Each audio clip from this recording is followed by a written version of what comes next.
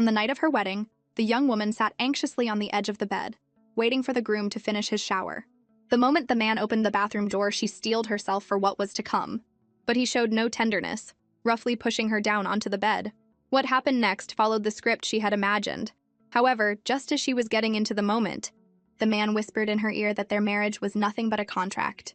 He would never fall in love with her. In an instant, his words shattered her romantic fantasies, leaving her with a sharp, tearing pain in her chest. The woman on the plane snapped her eyes open, looking around in a daze, only then realizing it had all been a dream. Feeling like she had just returned from another world, she heard the announcement that the plane would land in 15 minutes. She gently wiped the tears from her eyes, telling herself not to overthink it. In just one more year, this contract marriage would be over. Suddenly, her phone buzzed.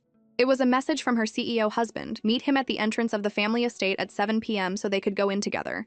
However, she got caught up reading some documents on the way and lost track of time, making him wait for the first time ever. The moment he saw her, he pulled her into his arms, a sudden gesture that stunned her. Before she could resist, she heard his mother's voice from inside the house. Even though their marriage was a contract, the woman, Sia, always put on a happy, smiling face in front of their family. As soon as they stepped inside, her mother-in-law, Susan, came to greet them. Susan was the only one who had ever shown her any real warmth in this family. As they were chatting, a loud smack echoed from the living room. A magazine featuring a scandal about her husband, Liam, and a female celebrity was on the table. Liam's father had seen it and was scolding him. Sia secretly enjoyed seeing Liam in a tight spot. But unexpectedly, her father-in-law's anger suddenly turned towards her. "Looks like I always have to clean up the messes," Sia thought to herself before stepping in to explain to her father-in-law. "Liam was just playing a part for the cameras. He only has eyes for me." Seeing Sia come to his rescue, the shameless Liam wrapped his arm around her, putting on a show of affection. At Susan's insistence, they had to spend the night at the old house. After showering and drying her hair, Sia came out to find Liam lounging on the bed with a playful look. Since the two had always lived separately, a fight for the bed was about to break out. But Liam played dirty, pinning Sia down on the mattress. Under Sia's terrified gaze, well, let's just skip the next 10,000 words. The next morning, the family was having breakfast. Susan yawned and teased. "It must be nice to be young. You were up so late last night but still have so much energy this morning." Her words made Sia blush instantly, certain that their struggle last night must have been so intense it disturbed her mother-in-law's sleep. Just then, her father-in-law spoke up, telling Liam he needed to settle down after causing such a commotion, and that he should move back into their shared villa immediately. Sia, who had been enjoying her solitude, couldn't let that happen. She quickly said, "If Liam doesn't want to, it's okay. I'll go over and take care of him often." She silently prayed that Liam would refuse.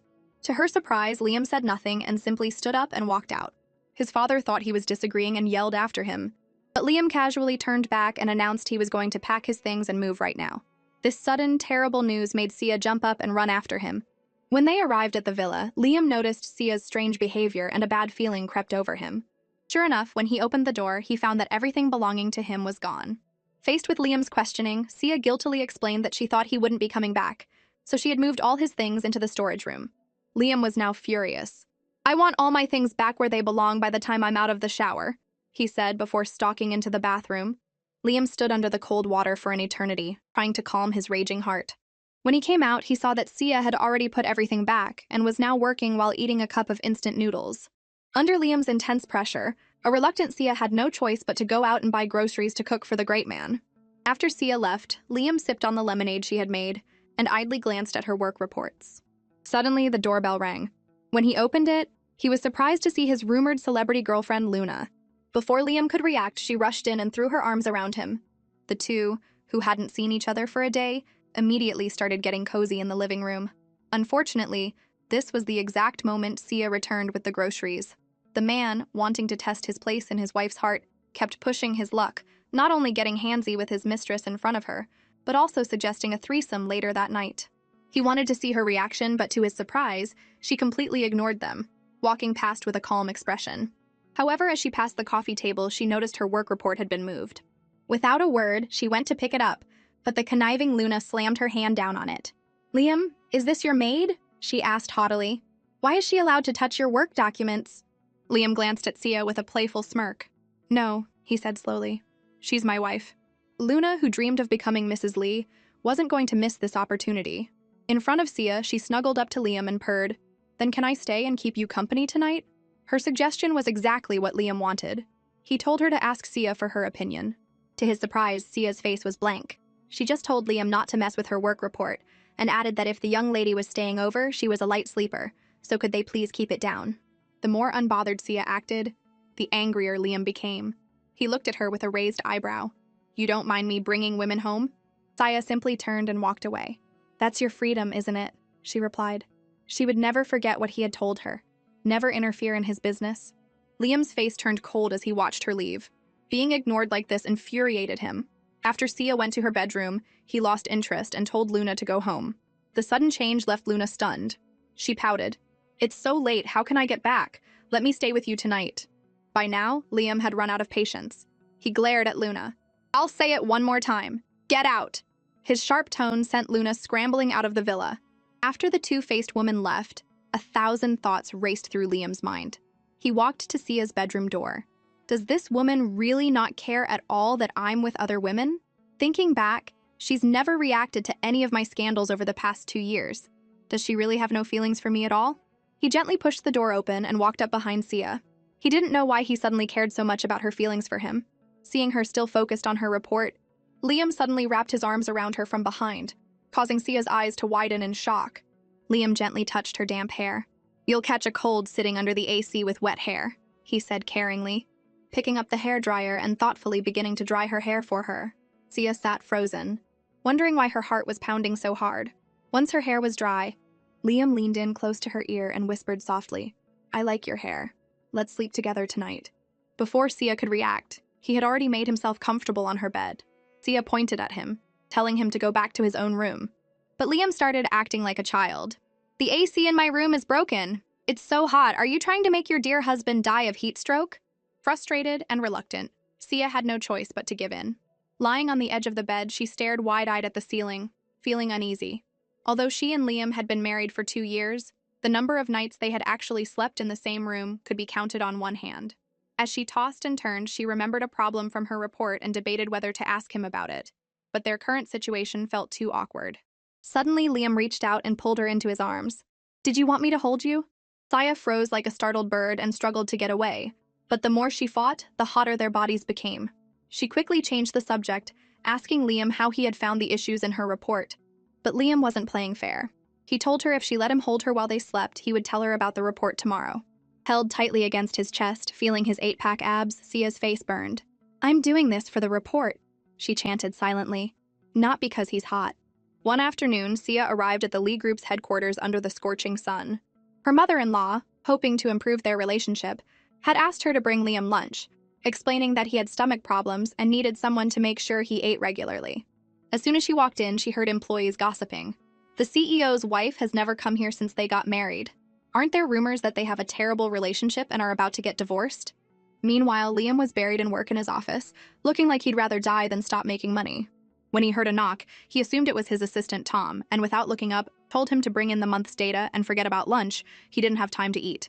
But when he heard Sia's voice, he froze, an involuntary smile spreading across his face.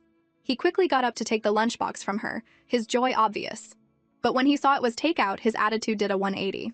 Sia shrugged helplessly. "Sorry, I didn't have time to cook, so you'll have to make do. But the food from this place is really healthy and tastes great." Liam, however, pressed the intercom and told Tom to take Sia to the small kitchen. Sia was shocked that he even had a kitchen in his office. But Liam, who had gone to bed hungry the night before, wasn't about to let her off the hook. He firmly told her it wasn't a request. "With no other choice," Sia muttered under her breath as she left the office for the kitchen. She had barely stepped out the door when she ran into the two-faced Luna. "I should have checked my horoscope today. Why am I so unlucky?" Sia was about to ignore her and walk away, but Luna decided to publicly provoke her. It seemed ignoring her had made her bold. Sia stopped in her tracks and delivered a comeback that left Luna speechless. Luna was baffled. Wasn't this woman supposed to be the unloved wife? Why was she always around Liam lately? As Luna continued to hurl insults at Sia, the commotion outside finally caught Liam's attention. "Shut up!" a voice boomed from behind Luna, startling her. When she saw it was Liam, she immediately put on a pitiful expression and moved toward him, but Liam shoved her away in disgust. Luna assumed Liam was just worried about gossip, since he hadn't cared when she showed up at his house before. She was sure he didn't care about Sia and would take her side. But to everyone's surprise, Liam walked straight past Luna to Sia's side.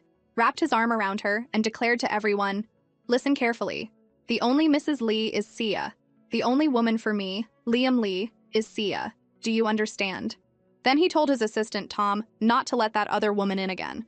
Despite the drama, Liam finally got to eat a meal cooked by Sia. In that moment, Sia had a fleeting vision of a future where she spent the rest of her life with Liam. After leaving Liam's office, Sia was in a great mood. When her assistant asked what she wanted for dinner since they were working late, she announced, for the first time ever, that they weren't working overtime, all because of Liam's parting words, "I'll be home tonight." Never having come home on time before, Sia felt a bit lost. With a rag in one hand and a bottle of cleaner in the other, she decided to deep clean the house. When she got to the study, she was stunned by what she found. She had never been in his study since he moved in and was surprised to see so many books. Noticing a shattered picture frame on the desk, the oblivious Sia tossed it into the trash without a second thought. After cleaning the house, Sia started making dinner. Liam came home as promised and immediately gave her a loving hug before going to the study to put away some files. For a moment, they felt like a normal married couple. Sia savored the sweet moment as she cooked. Suddenly, Liam ran into the kitchen in a panic, asking if she had seen the photo from his desk. When Sia told him she had thrown it in the trash, Liam went ballistic.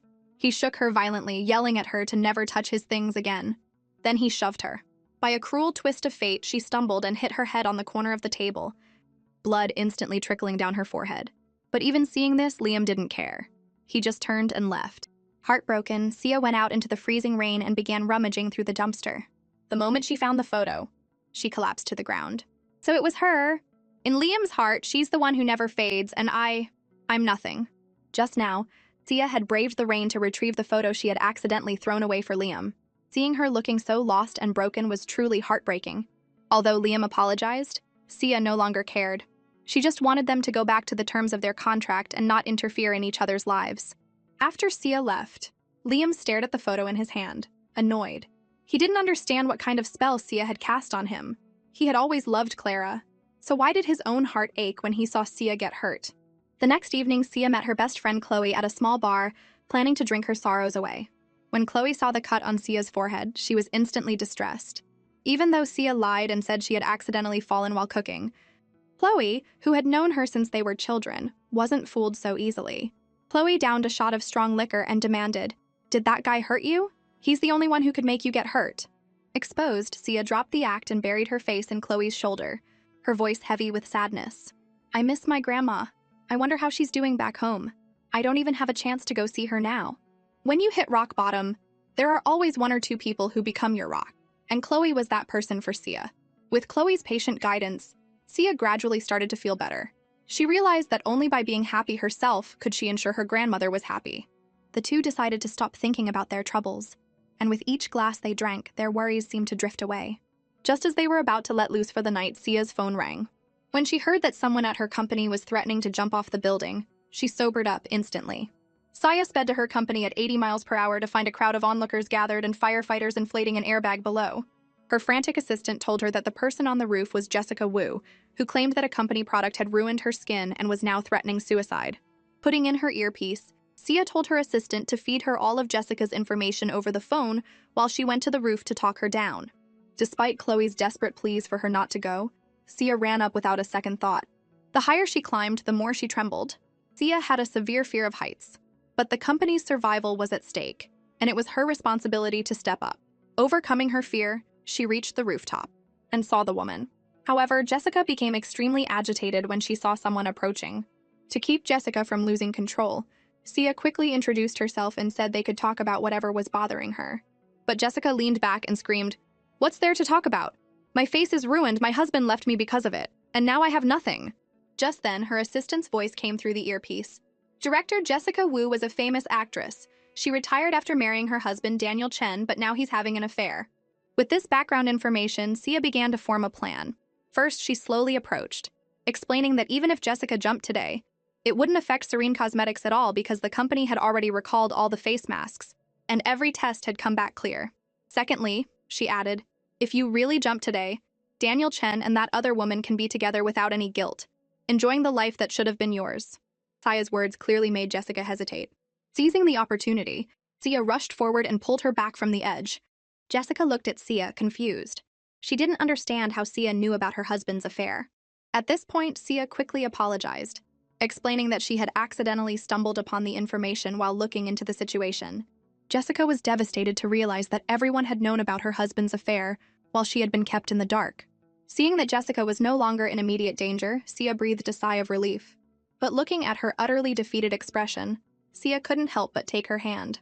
"The company has carefully analyzed your skin report, and there are no issues," she said confidently. "If you trust me, I'm willing to help you." Although Sia said this, Jessica pulled her hand away. She thought it was impossible. After all, doctors had told her that her face was beyond repair. She assumed Sia was just saying this to protect Serene's reputation. But Sia grabbed her hand again, looking at her sincerely. "Don't you want to make a comeback and return to the glamorous spotlight? And what about the husband you stood by for 5 years? Are you just going to give up and hand everything over to someone else?" Hearing Sia's words, a spark ignited in Jessica's eyes. She wiped away her tears and told Sia with newfound confidence, "You're right. If I can recover, I can definitely win his heart back." After everything was settled, an exhausted Sia collapsed to the ground. Just as she was struggling to stand, she was suddenly swept up into a princess carry. When she saw who it was, she was completely shocked. The next morning, after a tumultuous night, Sia still hadn't gotten her fill of drinks. As soon as she got to the office, she instructed her assistant to schedule daily facial rehabilitation sessions for Jessica Wu during her lunch break. Even though the investigation showed the company was not at fault, Sia was determined to keep her promise and help heal her face using her own break time. She then handed a report to her assistant, telling her to monitor public opinion on the matter and to notify her immediately of any negative press. However, her assistant suddenly held up her phone to Sia. Liam had bought out every news outlet that had reported on the suicide attempt. Sia was flabbergasted by this power move. It seemed being rich was really something. But thinking about coming down from the rooftop last night, a wave of exhaustion and helplessness washed over her. She really didn't want to be indebted to Liam, but it seemed the debt was only growing. Sia's mind was in turmoil, one part of her wanting to bang her head against the wall, the other wanting to dance. She felt completely muddled. Finally, she picked up the phone and asked Liam if he was free that evening. Hearing Sia proactively ask him out, he couldn't help but tease her. Sia quickly realized that Liam was becoming more and more flirtatious, taking every opportunity to poke fun at her. "Are you free or not?" she said, exasperated. "If you are, let's have dinner after work. If not, forget it." Having gotten the reaction he wanted, Liam dropped his playful tone and quickly agreed. After hanging up, Liam stared at his phone. It seemed Sia really didn't want to owe him anything. Although he initially wanted nothing to do with this woman, it felt like fate kept pushing them together. He couldn't help but want to get closer to her. What kind of heart was hidden beneath her cold exterior? That evening, they met at the hotel as planned. It seemed both of them were taking this first date very seriously. Just as they were about to enter, Sia suddenly said, "Don't you think that if we weren't married, we could have been friends?" As soon as she said it, Liam stopped in his tracks. Sia thought she had struck a chord with him. But Liam turned and grabbed her wrist. "Sia, we will never be friends, do you understand? You are my wife, Liam Lee's wife. Why would I want to be friends with you?" Sia was taken aback by his strong reaction. "We're only in a contract marriage," she explained cautiously. "Your behavior seems to be violating the contract." But Liam just let go of her hand, his voice low. "Because now I want to take our marriage to the next level." With that, he turned and walked away without looking back, leaving a stunned Sia standing there alone. Watching his sports car speed away, Sia felt a sense of helplessness. "I'm really not good at this relationship stuff. I should just focus on work." In the following days, Sia threw herself into work, completely forgetting about Liam. Late one night in the office, she was still working overtime when her phone rang. Seeing it was her mother-in-law, she answered cautiously. As expected, her mother-in-law had gone to the villa to check on them and was urging Sia to come home, saying she had made soup for her. Over the phone, she could hear Liam in the background, complaining that Sia hadn't been home lately, leaving him all alone in an empty house. Hearing this, Sia wanted to fly home immediately and shut him up. Although she had been working overtime, she had come home every day. In fact, it was Liam who hadn't been home recently. After hanging up, Sia quickly packed her things and rushed home. The moment she walked in, she saw Liam sitting alone in the living room. After learning that her mother-in-law was already asleep, Sia immediately took out her documents and laptop to continue working. Even when Liam brought the soup to her, she took the bowl without looking up, drank it, and handed it back to him. After cleaning up, Liam couldn't stand watching Sia work at a snail's pace any longer. He pushed her aside and said, "You read the info, I'll type." Sia watched in amazement as Liam's fingers flew across the keyboard. "Wow, you're so fast!" she exclaimed. Liam suddenly stopped, leaned in close to her ear and whispered, I don't like that compliment. You should say, honey, you're amazing. Before Liam could finish the spreadsheet, Sia had already fallen fast asleep. Looking at her expression, it seemed her dreams weren't very pleasant. After finishing the work, the CEO gently picked up his young wife, gazed at her lovingly, and quietly carried her to the bedroom. The next morning, Sia shot up in bed. She'd had a nightmare about a giant fat dragon chasing and trying to kiss her, which had scared her half to death. She reached over to the other side of the bed and found it was still warm. It seemed Liam had slept with her last night. After getting ready, she went to the living room and found a sticky note on her laptop. It was a message from Liam saying he was working late tonight. This move left Sia a little speechless. Before she could process it, she received a call from her stepmother, Ms. White. As soon as she answered, she heard her stepmother's sarcastic voice. You haven't forgotten that tomorrow is your father's birthday, have you? Bring Liam home with you for the party. Sia never had a good attitude towards this woman. Dad never told me. Don't you think it's ridiculous to ask if I remember? Besides, the real point is to bring Liam home, right? Sia's tone nearly made Ms. White faint. She launched into a lecture, but Sia wasn't having it and hung up on her. Still, since it was her father's birthday, she knew if she didn't go, people would talk. As for whether to tell Liam, Sia agonized over it all morning. Finally, she decided to call him. Whether he went or not, it was better to let him know. To her astonishment, the person who answered the phone was Luna. Sia instantly cursed Liam's ancestors under her breath. When Sia asked the woman to tell Liam about his father-in-law's birthday party tomorrow and ask if he was going, the shameless mistress flatly refused, telling Sia that Liam was busy with her tomorrow and had no time to go. This almost made Sia pass out from anger. She quickly hung up, afraid she would lose her temper and start cursing right there in the office. After Sia hung up, Luna promptly deleted the call history. She then smiled smugly, imagining the scene of Sia attending her own father's birthday party alone. The great Mrs. Lee is about to become a laughingstock, isn't she? Just as she was gloating, Liam's voice startled her. She quickly put the phone down and went to greet him. Knowing that Liam had been annoyed with her lately, she quickly explained that she was there because a friend was throwing a party and had asked her to pick him up. Although Liam wasn't thrilled to see Luna, he knew he had to maintain connections with his social circle. Since he had no other plans for the evening, he agreed to go. However, his assistant Tom reminded him, "Sir, tomorrow is your father-in-law's birthday banquet. Many people have been invited." This reminder made Luna nearly wet her pants. She quickly made an excuse that she had something else to do and scurried away, terrified of being exposed on the spot. It wasn't until Liam showed up at the bar that Luna cautiously peeked out, relieved that she hadn't been found out. But Liam was distracted, constantly checking his phone. Sia still hasn't messaged me. Is she planning to go to the banquet alone? He ignored Luna even when she tried to cuddle up to him.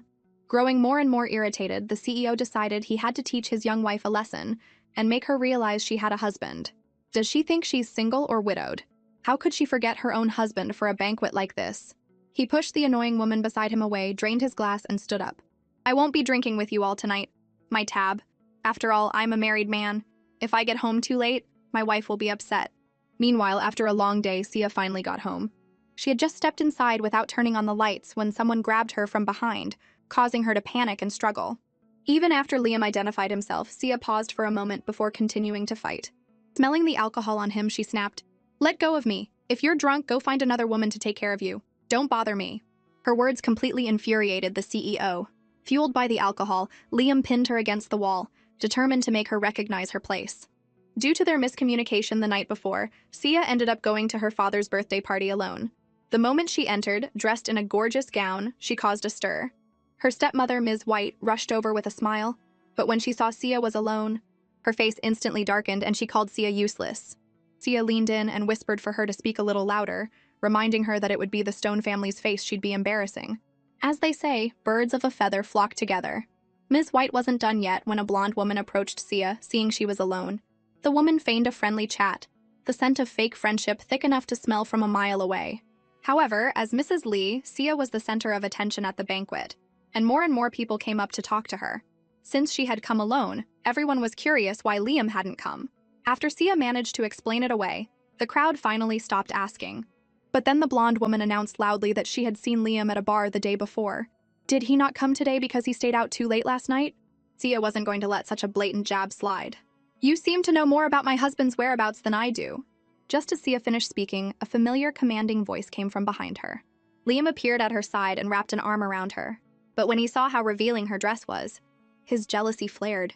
Do you need to dress so provocatively for a birthday party? You're a married woman, how can you wear something like this? He immediately took off his jacket and put it over her shoulders. When the other guests saw Liam arrive, their eyes lit up. Disregarding the fact that his wife was right there, they started making eyes at him.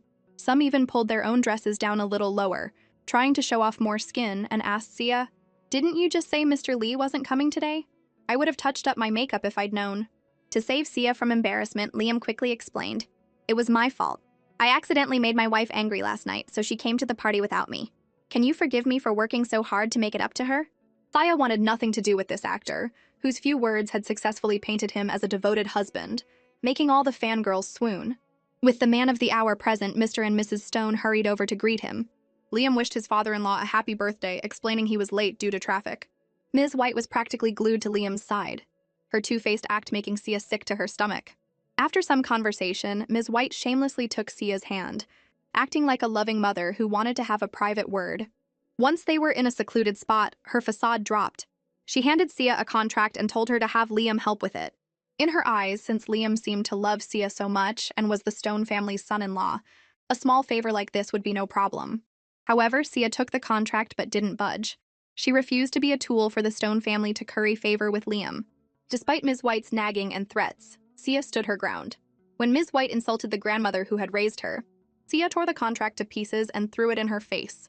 This completely enraged Ms. White, who raised her hand to slap Sia. But just as her hand was about to connect, it was caught by a strong grip. She turned to see it was Liam. Seeing Liam, Sia said nothing and walked away. Liam was already well aware of the Stone family's situation. Watching Sia's sad and lonely figure retreat, he felt like he was beginning to understand the source of her pain. After warning Ms. White, Liam quickly left to find Sia. Ms. White now understood just how important Sia was to Liam. Offending her would surely bring trouble. The moment Sia ran out of the venue, tears began to stream down her face. As she had suspected, she was just a tool for them to gain wealth and status for the Stone family. Suddenly, Liam's voice came from behind her. "Stop crying, you look really ugly when you cry." He was truly a man of no tact. His attempts at comforting words always came out wrong. Liam gently wiped the tears from her eyes and asked if the argument had been about her. At that moment, Sia's tears flowed uncontrollably, and all her pent-up grievances burst forth. Liam pulled her into his arms, and his broad chest gave her a sense of security. Once she had calmed down a bit, she quietly asked him to take her home. Looking at his heartbroken wife beside him, he thought, "She's clearly a soft woman, yet she insists on pretending to be invincible. She must be so tired." By the time they got home, the emotionally exhausted Sia had already fallen asleep in the car. Liam carefully carried her out, walked slowly to the bedroom, laid her on the bed, and gently covered her with a blanket. Sia groggily opened her eyes and asked if they were home. Liam looked at her with doting eyes and said they were. "Don't think about anything right now. Just get a good night's sleep and everything will be better when you wake up." Sia nodded slightly, closed her eyes, and drifted off to a peaceful sleep. The morning sun shone on Sia's face. Feeling fully refreshed, she stretched her arms, realizing she hadn't slept that well in a long time. However, as she opened the door to go wash up, she was startled by the sight before her. Liam was hunched over, trembling, standing right outside her door. Sia rushed to support him, realizing his stomach condition was acting up again. With Sia's help, Liam managed to make it to the sofa. Sia quickly searched the house for stomach medicine. After she gave him the medicine, Liam laid his head on her lap and refused to get up, claiming that leaning on her would help him get better faster. Seeing that he was sick, Sia decided not to argue with him, but he became more and more outrageous, his hands wandering, and demanding kisses. When Sia refused, he forcefully wrapped his arms around her neck and kissed her. He didn't seem sick at all. Sia quickly scrambled away from his grasp, wiping her kissed lips. Her face flushed as she announced she was going to make porridge. Seeing her shy and adorable appearance, Liam chuckled to himself like a naughty child who had succeeded in a prank. It seems Sia has no resistance to the weak. Soon, Sia brought the porridge to Liam, but he started acting coquettish, claiming his hands were too weak and he needed her to feed him. Seeing him so clingy, Sia sighed in exasperation. He had the strength of a tiger when he was kissing her just now, but suddenly he had no energy. Having no other choice, Sia sat down and fed him, reminding him to eat on time and take care of his stomach in the future. But Liam casually replied, "It's fine, you'll always be by my side." Sia lowered her head and reminded him, "You know our situation best. I can't be with you forever. One day, you'll meet someone you truly love, and she will be with you forever." Before she could finish, Liam grabbed her wrist, his voice filled with emotion. "Sia, are you so sure that the person I love isn't you?" He squeezed her wrist so tightly, his strength was nothing like that of a sick person. Was he playing possum? Liam instantly felt guilty and collapsed back onto the sofa. I'm not better yet. I'm in so much pain. Seeing his clumsy acting, Sia was utterly speechless. As soon as she got to the office, her assistant asked for the design drafts. But because Liam had been so clingy at home the day before, she hadn't had any time to work on them. Sia reluctantly said they weren't quite finished and told her assistant to ask again tomorrow. Sitting at her desk, Sia stared at the thick pile of documents with a sense of helplessness. It's all because Liam suddenly got sick and delayed everything. I wonder if he's feeling any better. She took out her phone and hesitated, unsure whether to send him a message. After a long internal struggle, she finally sent it. After hitting send, her conflicted expression was a sight to see. Suddenly, a colleague burst in, panicking, and told Sia that a group of people had come to cause trouble. Consumers were complaining that the new facial cleanser was priced too high, saying a domestic brand wasn't worth that much. Sia knew this situation wouldn't be easily resolved. She immediately asked for the product's detailed information. After a thorough review, Sia suspected these weren't ordinary consumers, but likely people sent by a rival company. But whether they were real consumers or plants, this PR crisis had to be handled quickly. By now, a huge crowd had gathered outside the company, and various media outlets had arrived. Unfazed, Sia walked into the crowd and declared that she was the director of Serene Pearl's parent company and would answer all their questions about the cleanser. The moment she finished speaking, the young man leading the group started stirring up trouble, making it obvious he was there to cause problems.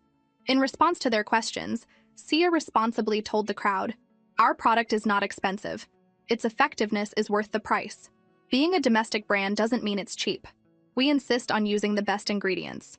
No matter how sincerely she explained, someone always questioned her. An idea sparked in her mind. Since words weren't enough, she would prove it with actions. She scanned the crowd and found a representative-looking female reporter, asking her to try the product on the spot. Under Sia's personal application, the reporter's skin instantly became smooth and elastic. After using it, the tightness in her originally sensitive skin disappeared. The effect was obvious. With the reporter's enthusiastic endorsement, the PR crisis instantly turned into a product promotion event. Her remarkable ability earned her the admiration of the crowd. Although the immediate issue was resolved, the cost of the raw materials was indeed a bit high. She told her assistant to schedule a meeting with the marketing department for the afternoon. After making all the arrangements, a colleague informed her that her stepmother, Ms. White, was waiting for her in the office.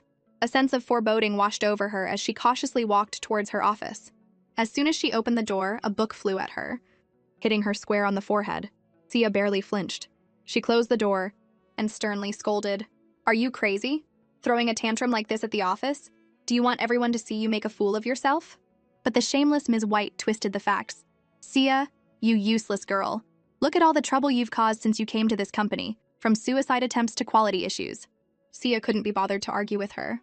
But Ms. White escalated, "A harlot's daughter, what right do you have to be so arrogant?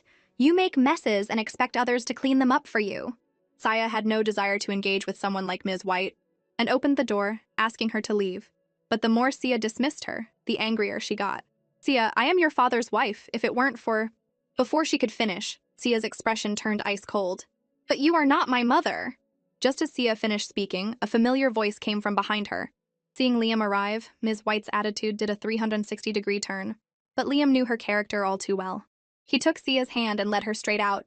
The feeling of Liam holding her hand made Sia feel incredibly secure.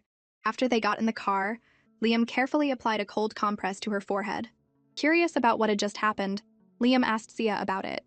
He had noticed since the birthday party that Ms. White did not treat Sia like a mother would her daughter. At this point, Sia no longer hid the truth. She told him everything about her past. "Mr. Stone is my father, but Ms. White is not my mother. My real mother passed away." Liam finally understood.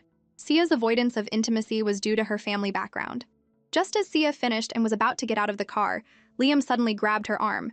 "No matter what your status is in the Stone family," he said sincerely, "you are Mrs. Lee." Hearing Liam's sincere declaration, Sia smiled warmly. For some reason, her heart was filled with a sense of happiness. One problem was solved, but another quickly arose. Just after Liam left, before she even got back to her office, Sia received a call from the mistress, Luna. "Sia, I need to see you this afternoon. 2 o'clock, Left Bank Cafe. I need to talk to you about Liam." Before Sia could respond, Luna hung up. Her entitled tone left Sia baffled, but she was curious to see what kind of game Luna was playing. At 2 p.m., Sia arrived at the cafe on time. The moment they met, Luna threw a bank card on the table and told Sia to leave Liam. Sia looked at her as if she were a fool. Isn't this the kind of scene where the wife confronts the mistress? Why is it reversed in my case? Picking up the bank card, Sia played with it thoughtfully. Miss Luna, is there a few 100,000 or a few million in this card? Think about it. Do you really think Mrs. Lee's status is worth so little? Why would I give up Liam for this amount of money?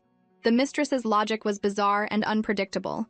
She now took the moral high ground, accusing Sia of being with Liam only for his money. Her righteous act was so convincing, you'd think she was the real wife. Sia had no patience for this kind of person. It was a waste of brain cells. She stood up, stared into the mistress's ignorant eyes, and warned her sharply not to be too greedy. Just as Sia was about to leave, Luna suddenly grabbed her. Before Sia could react, the mistress threw herself down the stairs. Sia was about to go help her, when a group of reporters suddenly swarmed her, bombarding her with sharp questions about Luna's fall. Although Sia knew this was Luna's doing, being suddenly questioned by so many people left her at a loss for words. Seeing Sia surrounded, Luna put on a pitiful expression. I don't know how I offended her, but she just pushed me down. Her tearful act instantly painted Sia as a cruel and malicious woman. Just as Sia was being pushed and questioned by the uninformed crowd, a loud "make way" echoed through the group. Liam pushed through the people and pulled Sia into his arms. The moment she saw him, Sia felt a wave of relief, but the reporters immediately swarmed him, asking why he was there and if he was trying to cover for his wife. Liam had no patience for these brainless reporters. I have no obligation to answer your questions. If you are journalists, please show me your press credentials. If you can't, I'm calling the police. The leaders of the group were immediately intimidated by Liam. They knew his reputation for being ruthless and didn't dare to cross him. But as Liam instructed his men to take Luna to the hospital, a pool of blood on the floor caught his attention. He had seen the whole thing when Luna fell.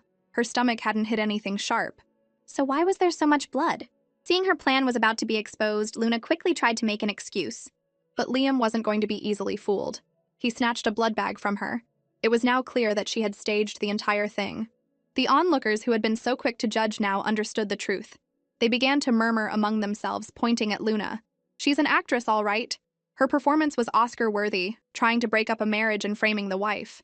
After everything was settled, they left the cafe. Sia was curious as to how Liam had shown up so suddenly. Liam stopped walking and Sia bumped into his chest. I was on my way back when I remembered I hadn't given you the pain patch for your forehead, so I came to bring it to you, he explained. I didn't expect you to be out running around instead of staying in the office, so I had to ask around to find you. As he spoke, he carefully applied the patch to her forehead. The two of them walked back to the office chatting. For some reason, their lives were becoming more and more intertwined, just like a loving couple. The next morning, Sia arrived at the office to find a birthday gift from her friend, Chloe. When her young assistant saw the red roses, she assumed they were from the CEO, and gushed about how amazing Sia was, showering her with compliments. However, when Sia asked about the facial cleanser supplier she had scheduled a meeting with, the assistant's face fell. I scheduled it, but Mr. Ford wants to meet at 6 p.m. at the Mystique bar, and he said you have to come alone. I'm worried he has bad intentions. But Sia, unaware of the dangers, was fearless. This is a civilized society, and I'm Mrs. Lee. Who would dare to harm me? When Sia arrived at the Mystique bar, she was taken aback by the loud, decadent atmosphere. In her mind, a bar was a place with elegant music and sophisticated cocktails. This was her first time in such a wild place, but she had to brave it for the sake of the company. The moment Sia opened the door to the private room, the supplier, a large man named Mr. Ford, was captivated by her stunning beauty. As soon as Sia sat down, she got straight to business. But Mr. Ford picked up a glass of wine and came up behind her, saying smoothly, "It's our first time meeting. Isn't it a bit boring to talk about work right away?" Although Sia was reluctant for the company's sake, she took the glass and downed it in one go. After the drink, Sia's face was slightly flushed, and she exuded a tempting fragrance. Mr. Ford, who had been fantasizing about her, couldn't control himself any longer and started to get handsy. Even if Sia was naive, she knew things were getting out of hand. She stood up to leave, but Mr. Ford was prepared and wasn't about to let her escape. Two bodyguards stood grinning at the door, and Mr. Ford closed in behind her, saying that if she just gave a little today, he would agree to any terms in the contract. Then he tried to force her onto the sofa. The more Sia struggled, the more excited he became. Just as he was about to assault her, Sia delivered a swift kick to his groin. With a sharp crack, Mr. Ford collapsed to the ground in pain, but as Sia tried to escape, she was blocked by the two large men. Desperate, she screamed for help, hoping someone would hear her. But the thumping music of the bar drowned out her cries. Just as she was beginning to lose hope, the door was suddenly kicked open. It was her old schoolmate, Julian. The moment she saw him, Sia felt like she had been thrown a lifeline and quickly ran to his side. Julian made short work of the three men, taking them down with ease. Seeing Julian getting carried away, Sia quickly stopped him, remembering he was a taekwondo champion. She didn't want this to turn into a homicide. Still, she was incredibly grateful to him. If it weren't for him, she would have been humiliated today. In fact, Julian had spotted Sia the moment she entered the bar and had been keeping an eye on her. Otherwise, how could he have so coincidentally heard her cries for help in such a noisy environment? Feeling disheveled after the ordeal, Sia promised to treat Julian to dinner next time, and quickly left, claiming she had work to do. As she fled the bar, her heart was still pounding. She caught her reflection in a shop window and couldn't help but laugh at how pathetic she looked. She never imagined her birthday would be so disastrous. But there's one quick way for a woman to lift her spirits. Sia walked up to a designer boutique and dove in. A buy spree instantly made her feel much better. With her mood restored, Sia arrived back at her company building to see her young assistant running towards her frantically. She hadn't been able to reach Sia by phone, and knowing Mr. Ford's reputation, was extremely worried about her safety. Seeing that Sia was all right, she gave her a hand-woven lucky bracelet she had made, hoping it would bring Sia good fortune. Back at the office, Sia stretched and looked out at the moon. This has been a disastrous birthday, but it's almost over. Surely nothing else can go wrong. Suddenly, the roar of a car engine echoed from below. Looking out the window, Sia saw a limited edition supercar parked downstairs. Before she could get a closer look, her phone rang. It was Liam. He told her to come down. Sia then realized that the car belonged to him. When she got downstairs, she saw Liam leaning against the luxury car with an air of coolness. When he saw her, he presented her with a bouquet of 999 roses. Happy birthday, Sia. Sia was completely surprised. She had no idea Liam knew her birthday. After a day full of ups and downs, this sudden gesture moved her deeply. To thank him, she stood on her tiptoes and kissed him. But the CEO, wanting more, wrapped his arm around her slim waist and kissed her passionately on the busy street for what felt like half an hour. After a night of making up, a radiant and energetic Sia walked into her office the next morning. Her assistant excitedly told her that Mr. Ford had been arrested by the police. Someone had reported his company for faking materials and failing quality inspections. Sia felt a sense of satisfaction, thinking he got what he deserved for what he did to her yesterday. But now they had to find a new supplier. Before Sia could even finish her sentence, the general manager came in and told her not to bother. This morning, a Japanese raw material supplier, SG Corporation, offered to partner with us. Their headquarters will be sending someone over to finalize the contract later. Looking at the contract in her hands, Sia felt like she was floating. Why were so many good things happening today? Soon, Sia had signed the contract with the SG representative. However, she was still curious as to why SG suddenly wanted to partner with Serene. The representative just gave some generic, polite answers and didn't give her the real reason. Just as she was seeing the SG representative out, she got a call from Liam, asking her to accompany him to a party that night. This was the first time Liam had ever asked her to go with him, and she felt a small thrill of anticipation. Despite the roller coaster of the previous day, today was filled with good news. Sia was overjoyed. She hugged her assistant and told her she was treating her to a full day of shopping and food. After an afternoon of careful preparation, Sia arrived at the party looking stunning. The moment they entered, the handsome couple became the center of attention.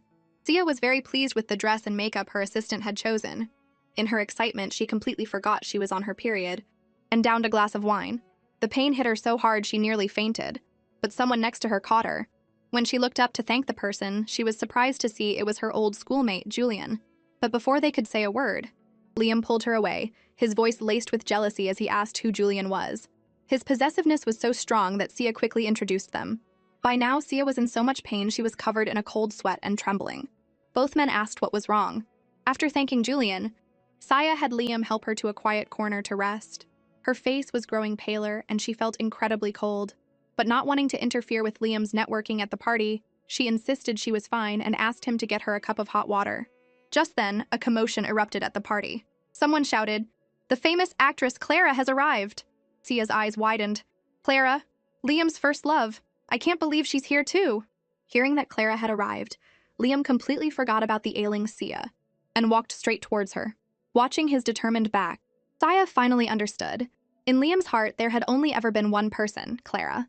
Without caring about the gossip, he resolutely swept Sia into his arms and, under the astonished gazes of the other guests, carried her to his car and rushed to the hospital. After some initial treatment from the doctor, Sia started to feel a bit better. Holding her test results, Julian relayed the doctor's instructions to her. Saya already knew she couldn't have cold drinks or alcohol during her period. She had just been too excited today and had completely forgotten. Seeing that she was stable, Julian drove Sia home to rest. The car ride was silent for a while. Julian looked at Sia, who was gazing out the window, and thought about her test results with mixed feelings. Perhaps feeling his stare, Sia broke the awkward silence. "Julian, how much was the checkup today? I'll transfer you the money later." Hearing this, Julian couldn't help but laugh. She was still the same as ever, never wanting to owe anyone anything. When the car stopped in front of her villa, Julian looked at the stoic Sia and expressed his anger at Liam's behavior that night. To his surprise, Sia was incredibly calm, saying she understood why Liam would react that way now that Clara was back. Even though she acted so nonchalant, Julian, coming from a similar wealthy family, knew how tragic her situation was. Julian naturally took Sia's hand and asked if she had ever thought about divorce. For Sia, from the beginning to the end of this marriage, she had never been the one in control. She quickly pulled her hand away and got out of the car, not wanting to discuss the topic further. Given their past, Sia decided it was best to keep a certain distance from Julian. However, ever since seeing no history of sexual activity on Sia's report, Julian had decided to take a chance. After all, he had always loved her and never changed. From his car, he called out a confession of love to her, retreating back. But Sia walked through the gate without looking back. Returning to a dark, empty house, Sia's heart sank once again. But when she turned on the lights, she was startled to see Liam sitting on the sofa, his presence sending a shiver down her spine. Before she could recover, Liam sharply questioned where she had been. His question ignited her anger. She threw the medicine from the hospital onto the table and retorted, "I wasn't feeling well. Julian took me to the hospital." Noticing the edge in her voice and remembering his actions that night, Liam felt a pang of guilt. He asked if she was feeling better and offered to get her a glass of hot water. But before he could finish, his phone rang. Seeing it was his first love, Clara, he answered without hesitation. Hearing that Clara was in some kind of emergency, the scumbag instantly forgot about Sia, grabbed his coat, and ran out the door. With the slam of the door, the last glimmer of hope in Sia's heart was extinguished. "Clara is back. It's time for me to step aside. Maybe divorce is the best ending for us." The next morning, a disheveled and sleepy Sia opened her bedroom door, to find, surprisingly, that Liam hadn't left for work yet and had even prepared breakfast. When he saw her, he told her to eat and that he would drive her to the office. Liam still felt a little guilty about what had happened the night before. However, Sia had been up all night thinking and had finally decided to keep her distance from him. Once the contract was up, she would divorce him. So, she politely declined his offer of a ride. During the meal, Liam apologized for his behavior the previous night, but at this point, Sia couldn't care less. She raised her water glass in a toast. "Congratulations on your first love's return. You should cherish the opportunity." For some reason, the calmer Sia was, the more unsettled Liam felt. As soon as Sia stepped outside, she found Julian waiting for her. He opened his car door and said he was heading her way and could give her a ride to work. Sia didn't overthink it. Her own car was at the office, so why not? However, this entire scene was witnessed by Liam from the window. He mistakenly thought this was the real reason she had refused his ride. Furious, he yanked the curtains shut, his face dark with anger. He could do as he pleased, but she was held to a different standard. He could openly flirt with his first love, but Sia's actions were seen as disloyal. What a double standard. When she got to the office, her phone rang before she could even sit down. It was her friend Chloe calling so early. Sia answered, confused, only to be met with Chloe's frantic shouting, "Sia, I'm dealing with a psycho! I'm at Linen Hospital! You have to come save me!" After hanging up, Sia sprinted to the hospital. When she found Chloe, she quickly gave her a once-over to make sure she was okay. Only then did she learn from Chloe that the man in the hat behind her needed a shot for his cold, but he claimed he was afraid of needles, so she just went ahead and gave him the shot anyway. Hearing this, Sia couldn't help but chuckle. This was exactly the kind of thing the impulsive Chloe would do. But now Chloe was facing a complaint from the man. She had just finished her internship and it was her first official day. A complaint now could ruin everything. Sia quickly comforted her friend and went to handle the situation herself, confident in her powers of persuasion. When Sia approached the man and greeted him, he looked up and stared at her, his eyes wide. He then excitedly stood up and called out her name. Seeing that she didn't recognize him, the man quickly tried to jog her memory. "It's me, Leo. I graduated from the same university as you. I joined the student council my freshman year, and you were the one who interviewed me. Am I really that forgettable?" Sia quickly searched her memory and recalled him. He was the heartthrob from the art department. Since they knew each other, this would be easier to handle. Sia explained that she was Chloe's friend and hoped he could forgive Chloe on her account.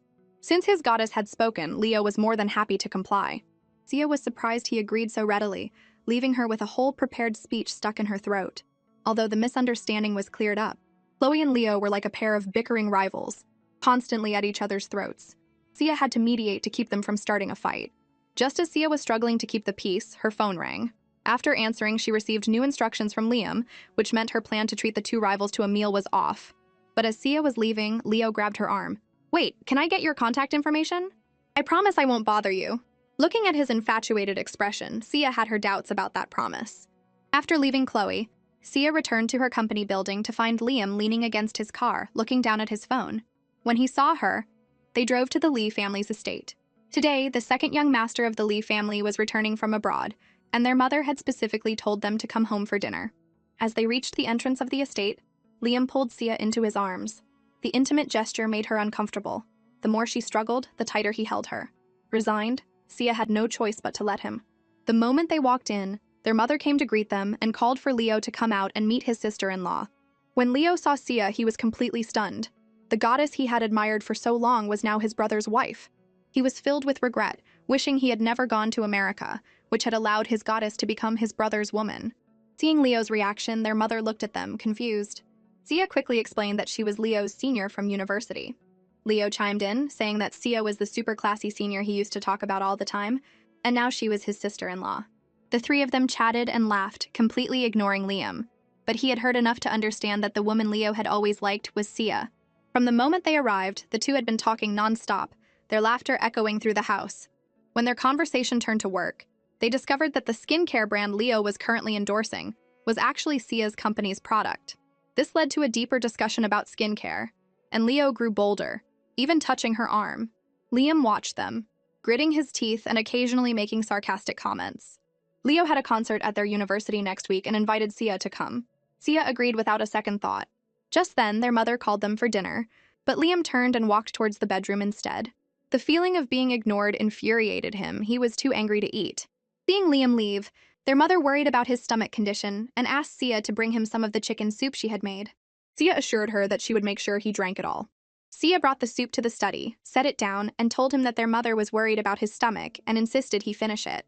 Then she turned to leave. But Liam suddenly stopped her and asked how she and Leo had met. At the mention of this, Sia couldn't help but smile. She casually explained that they had met at school. Seeing her smile, Liam's jealousy flared. "Doesn't Sia know that Leo likes her?" Sia continued, telling him about their first meeting. She had seen Leo standing in the rain, so she gave him her umbrella and shared one with a friend back to the dorm. After hearing her story, Liam's suspicions were confirmed. Sia was the girl Leo had kept hidden in his heart all this time. Overcome with jealousy, Liam snapped, "Are you always this friendly to other men? First a senior, now a junior? Sia, you need to remember that you are my wife, and you need to keep your distance from other men." After his outburst, the sulking Liam sat in his chair like a petulant child and told Sia to take the soup away. Sia couldn't be bothered with this jealous and unreasonable man. To his surprise, she picked up the bowl of soup and drank it all herself. Seeing his soup gone, Liam lost his composure. He stood up, wrapped his arms around Sia's slim waist, and demanded to know why she had drunk his soup. Before Sia could explain, the shameless Liam pulled her into a passionate kiss that lasted for what felt like half an hour, nearly leaving Sia breathless. When he finally pulled away, he even had the audacity to complain that she was a bad kisser. Sia frantically wiped her mouth.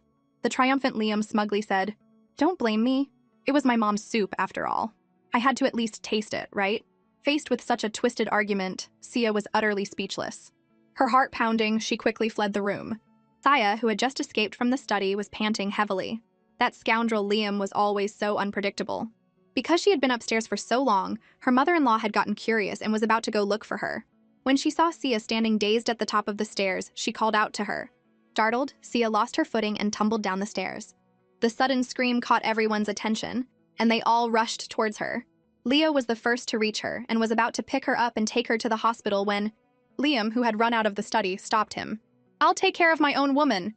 Their mother stood behind them, exasperated by the two tall men. On the way to the hospital, Sia had already called her friend Chloe. When Chloe saw Sia's ankle swollen like a pig's trotter, she frowned with concern and told Sia to brace herself. She needed to reset the dislocated bone. But the moment Chloe touched her ankle, before she even started, Sia let out a yelp.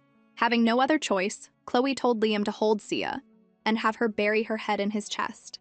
Feeling his strong physique and the steady beat of his heart, Sia's mind began to wander. Before she could enjoy it for too long, she heard Chloe clap her hands and announce that she was done. Seeing Sia's flushed face, Chloe teased, "Looks like a handsome guy is better than anesthesia. Lying in his arms, you didn't even feel the pain." Embarrassed, Sia quickly lowered her head and pretended not to hear. Just then, their mother called to ask about Sia's injury. Liam assured her that she was fine now and that he would take her straight home to recover. Their mother was skeptical, knowing that Liam was completely helpless around the house. But since he insisted, she had no choice but to agree. After hanging up, she went to Leo's side. From all the signs tonight, it was clear that the girl Leo had been in love with in college was Sia. She told him to be clear about his position. Sia was now his sister-in-law, and he needed to maintain a proper distance. In truth, Leo was just feeling bitter. But it was a done deal now, and he could only bury his youthful crush deep in his heart. After getting Leo's assurance, his mother said, "I'm still not comfortable with your brother taking care of Sia. I'll make her some bone broth, and you can take it to her." Leo wouldn't miss such a great opportunity and readily agreed. Meanwhile, the young couple was engaged in a bit of foot massage therapy. The billionaire CEO was now rubbing his young wife's ankle. Sia, who had never had her foot touched by a man before, suddenly felt her face flush and her body heat up. When Liam asked what was wrong, she quickly said she was tired and wanted to sleep, urging him to hurry up. After 15 minutes of massaging, Sia's ankle had swollen down considerably. But the CEO suddenly stood up and demanded payment.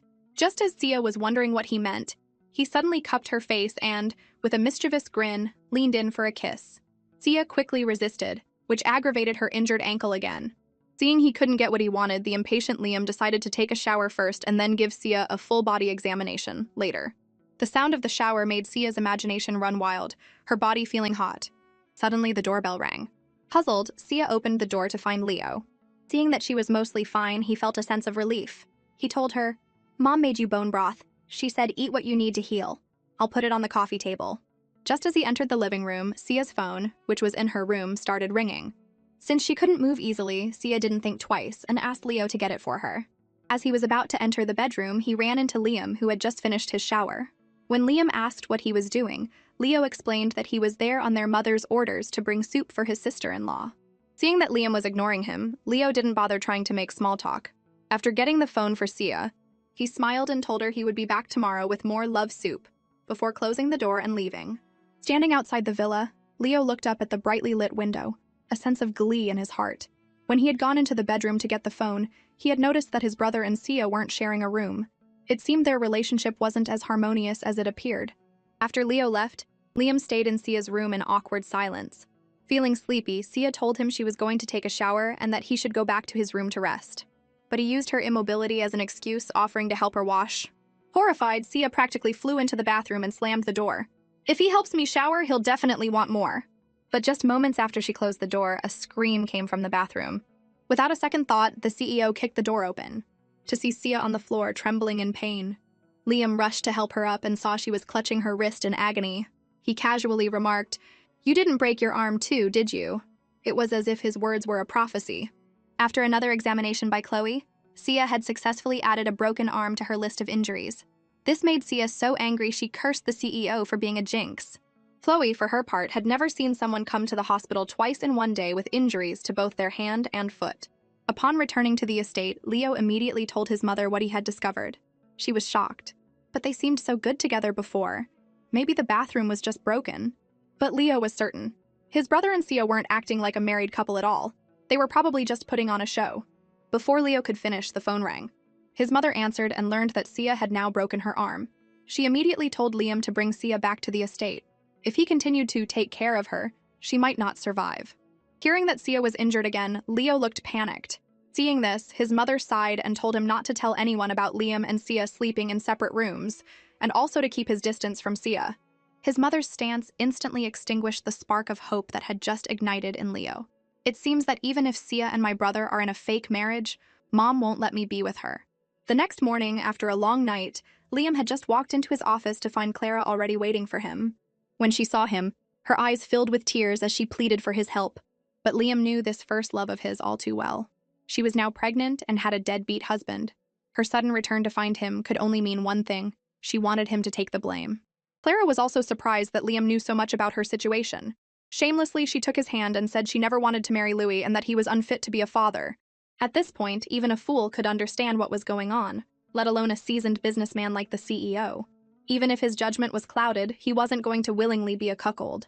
He walked to the window, looked out at the scenery, and calmly told Clara to go home and rest. Seeing that Liam wasn't falling for it, Clara instantly turned on her acting skills, clutching her stomach and collapsing to the floor, trembling. This made the CEO nervous, and he rushed to her side. Seeing her covered in a cold sweat and looking extremely uncomfortable, Liam didn't hesitate. He picked her up and ran towards the hospital. However, while looking for the right department, they were spotted by Luna. She quickly took out her phone and started snapping pictures of them. When her companion looked at her quizzically, Luna explained that he was her former sugar daddy, and it seemed he had found a new flame. Seeing her excitement, her companion was confused. Shouldn't she be angry in this situation? Why did she look so happy? Luna continued to explain. Of course, these pictures aren't for me to get upset over. I'm sending them to his wife. That woman probably thinks she won, but even without me, Liam will just find other women. At that moment, Sia was enjoying a delicious breakfast when her phone buzzed. When she opened the message, her mind went completely blank. While eating, Sia's body suddenly trembled. In that instant, her heart felt like it was being torn apart, completely hollowed out. Noticing her strange reaction, Leo, who was sitting next to her, asked what was wrong. But Sia didn't want to be a laughingstock. She forced a calm expression and said it was just a spam message. However, her momentary distress didn't go unnoticed. She quickly changed the subject and started talking to Leo about his concert. The concert was supposed to be today, and she wondered why he hadn't left to prepare yet. In response to her question, Leo explained that due to her injury and the recent weather, he had postponed the concert. After the meal, a light rain began to fall outside. The autumn leaves danced in the wind, mirroring the desolation in Sia's heart. Staring out the window, she thought about many things. Even though she constantly reminded herself not to fall for Liam, her heart refused to listen. Suddenly, Liam walked up behind her. Looking at her back, he felt as if she had become a different person. Just as he sat down and was about to ask her something, his mother called him over. She got straight to the point, asking him what was going on between him and Sia, and telling him what Leo had discovered the night before. Faced with his mother's questioning, Liam had already anticipated this day would come. He explained that since both he and Sia often worked late, they slept in separate rooms to avoid disturbing each other. His mother, who had heard rumors about her son's behavior, said sternly, "Whether what you're saying is true or not, Sia is a good girl. I hope you cherish the person in front of you. Some people, once you miss them, are gone forever." His mother's words forced Liam to confront his own feelings. After his mother left, he returned to Sia's side. When Sia curiously asked what his mother had wanted, Liam suddenly wrapped his arms around her from behind. "Will you leave me?" His question left Sia stunned. According to their contract, they had less than a year left. But when the time came, could she really leave him? In truth, Sia wasn't sure herself.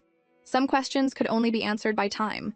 2 months later, with her arm and foot finally healed, Sia attended Leo's concert. It was her first time back at her alma mater after so many years. Leo was already waiting for her at the entrance, but when he saw Liam behind her, he was surprised. He never expected his workaholic brother to come to his concert. The two brothers started bickering the moment they saw each other. Seeing the concert was about to start, Sia quickly broke up their argument. The two of them followed Leo to the venue. As they were walking, Liam suddenly grabbed Sia's arm and bit it, causing her so much pain she almost slapped him. What is with his weird habits? When Sia arrived at the concert hall, she was blown away by the scene. The place was packed and the fans were ecstatic. She had no idea Leo was so popular that a school concert could draw such a huge crowd.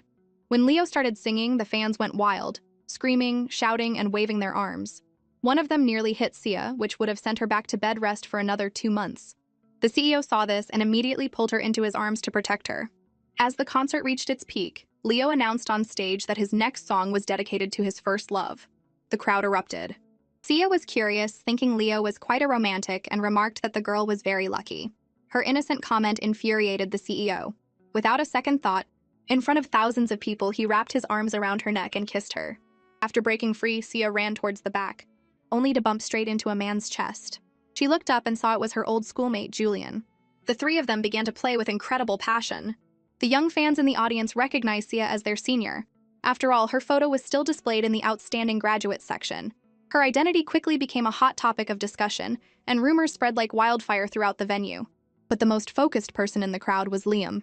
He never knew that Sia could be so dazzling on stage, a far cry from the cold, work-obsessed woman he was used to. When she saw him give her a thumbs up from the audience, Saya blushed. I got too carried away on stage. I hope I didn't scare him.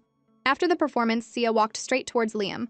When she reached the edge of the stage, in front of everyone, she fearlessly leaned forward and fell. The two men on stage, caught off guard, screamed her name. But below, the CEO had already caught his young wife securely in his arms. Sia had poured all her emotions into singing Love What I Love. Now the two of them stared into each other's eyes.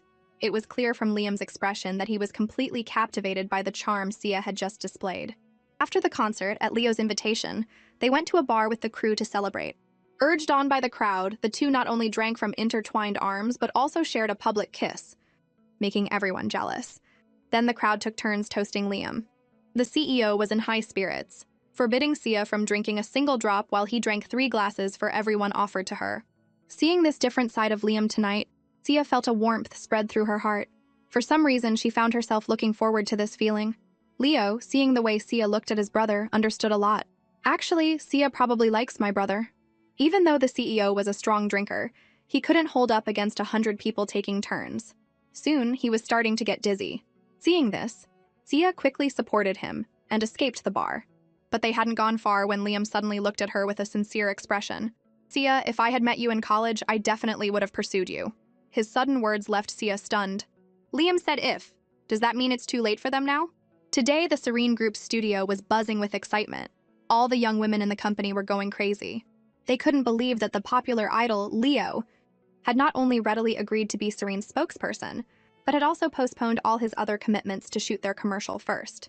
Sia was also secretly pleased. Who would have thought that the famous celebrity Leo was her own brother-in-law? What surprised her even more was his incredible influence. Just the rumor that he was endorsing their product had caused it to sell out instantly.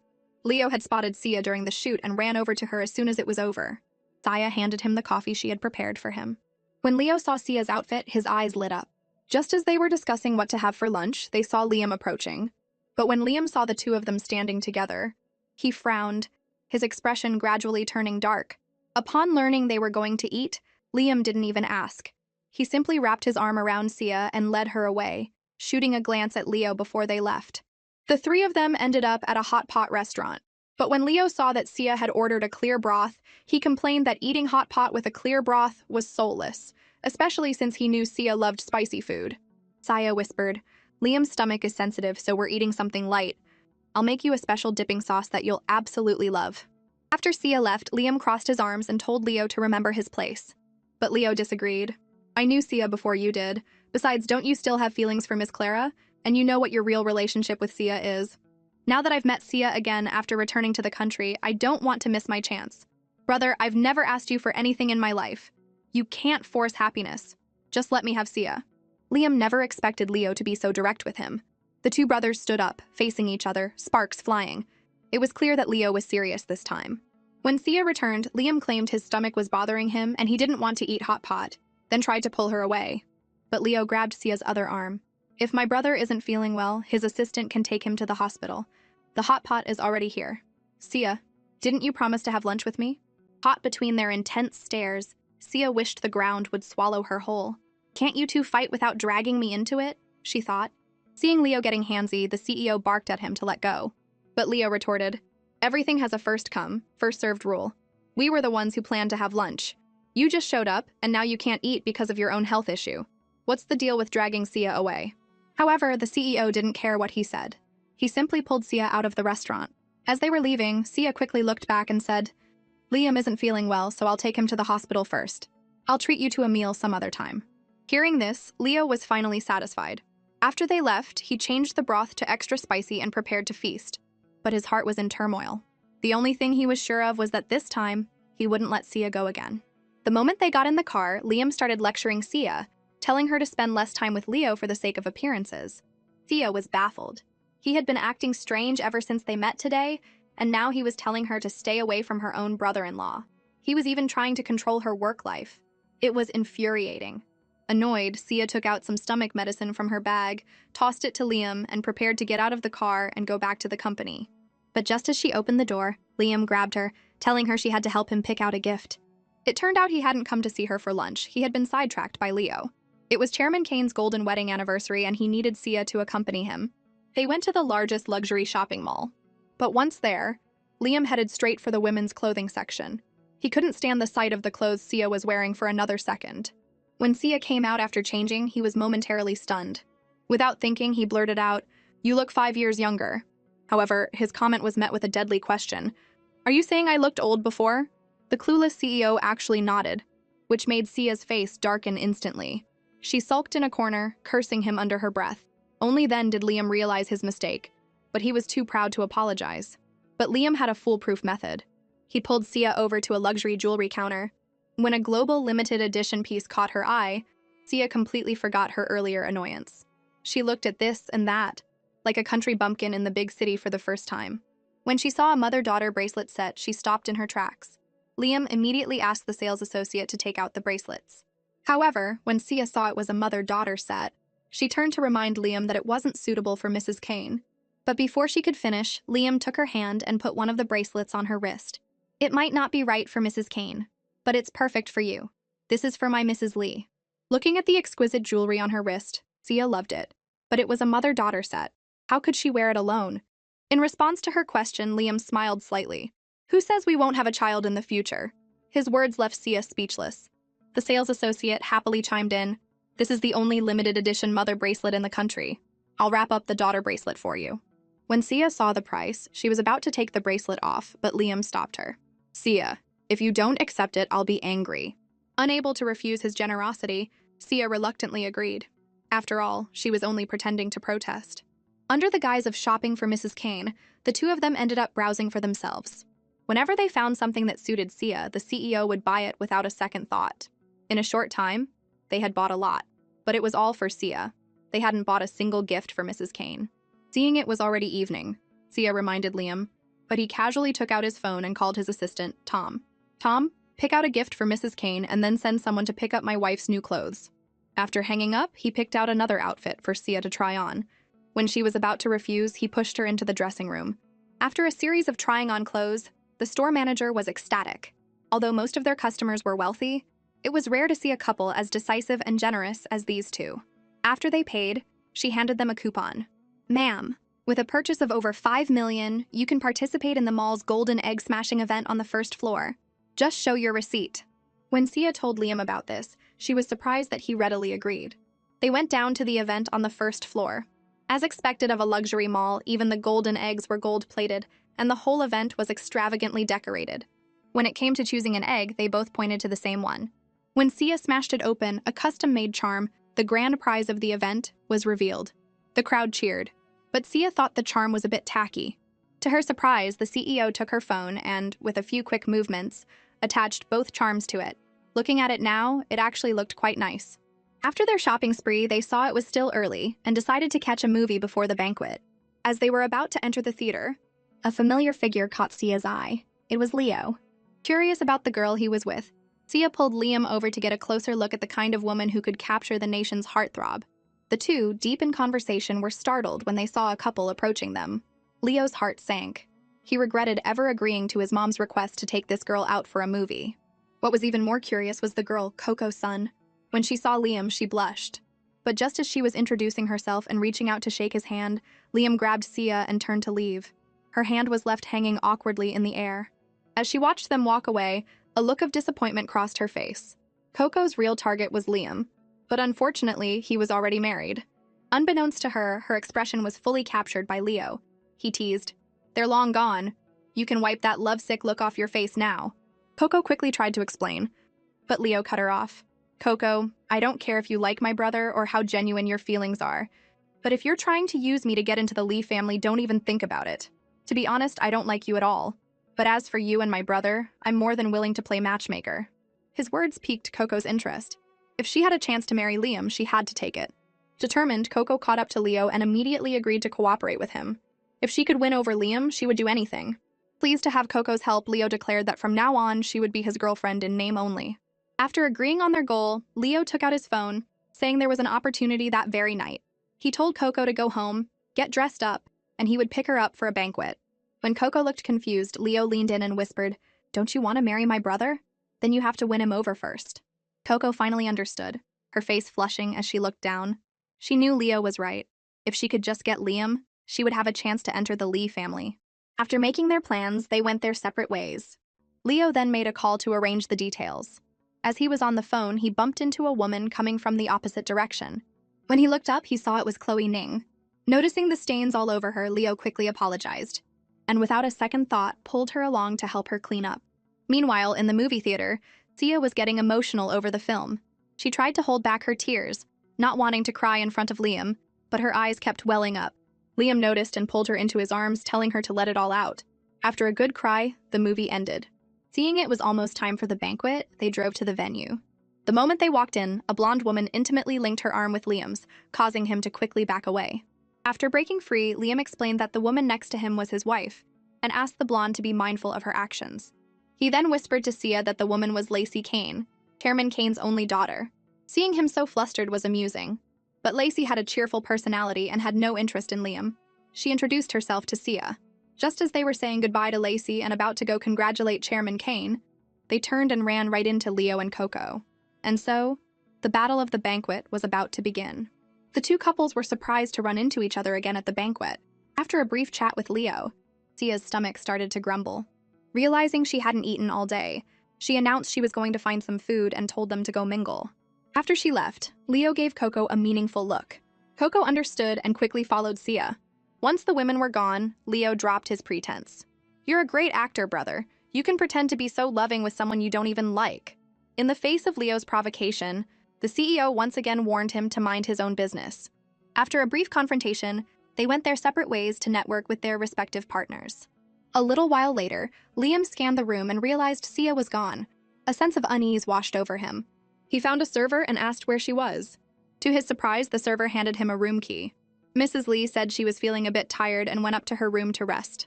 Puzzled, the CEO took the key and went to the room on the second floor. But as he opened the door and softly called Sia's name, the door slammed shut behind him. Before he could react, a woman wrapped her arms around him from behind. Startled, he quickly broke free and turned on the light. It was Leo's girlfriend. She was scantily clad, her ample chest on full display.